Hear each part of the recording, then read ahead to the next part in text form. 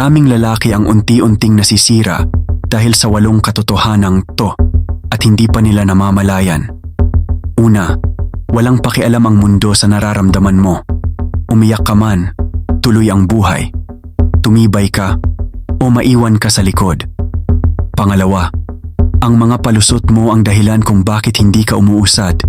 Ang sisihan, hindi magtatayo ng buhay mo.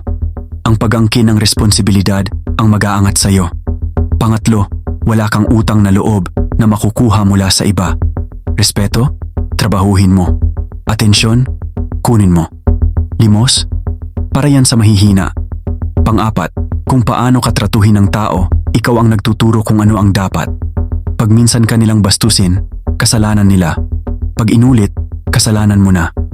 Panglima, karamihan sa mga tao, hindi mo tunay na kaibigan.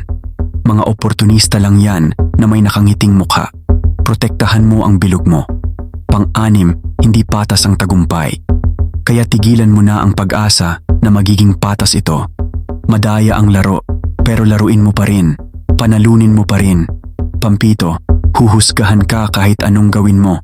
Kaya mas mabuti pang husgahan ka na habang gumagawa ka ng isang bagay na makasaysayan. Alin dito ang pinakatumama sa'yo?